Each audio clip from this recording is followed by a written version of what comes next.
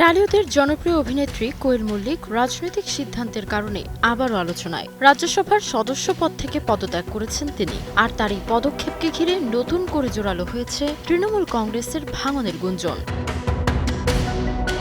গত কয়েকদিন ধরেই রাজনৈতিক মহলে গুঞ্জন ছিল রাজ্যসভার সদস্যপদ ছাড়তে পারেন অভিনেত্রী কোয়েল মল্লিক। অবশেষে বৃহস্পতিবার সেই জল্পনাই সত্যি হলো। রাজ্যসভার চেয়ারম্যানের কাছে পদত্যাগপত্র জমা দিয়েছেন এই টালি তারকা। এর আগে সুখেন্দু শেখর রায়, সুস্মিতা দেব ও প্রকাশ চিক বড়াইকো রাজ্যসভার সদস্যপদ থেকে সরে দাঁড়িয়েছেন। কোয়েলের পদত্যাগের ফলে রাজ্যসভায় তৃণমূল কংগ্রেসের সংসদ সদস্য সংখ্যা ১৩ থেকে কমে দাঁড়িয়েছে ৯।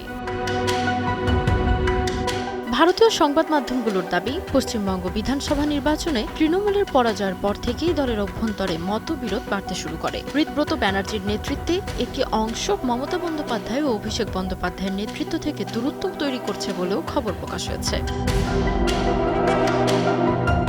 লোকসভাতেও দলের কিছু সাংসদ নতুন রাজনৈতিক অবস্থান নেওয়ার চেষ্টা করছেন বলে গুঞ্জন রয়েছে। একই সঙ্গে রাজ্যসভাও ধীরে ধীরে সদস্যদের পদত্যাগ তৃণমূলের ভেতরের অস্থিরতার ইঙ্গিত দিচ্ছে বলে মনে করছেন রাজনৈতিক বিশ্লেষকরা।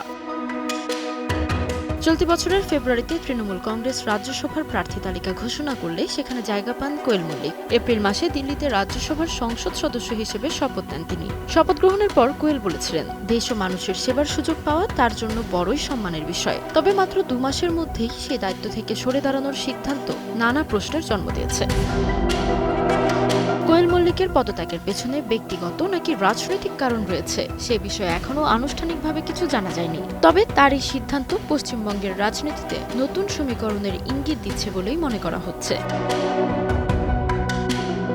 তাজমিলা খান, সময় সংবাদ।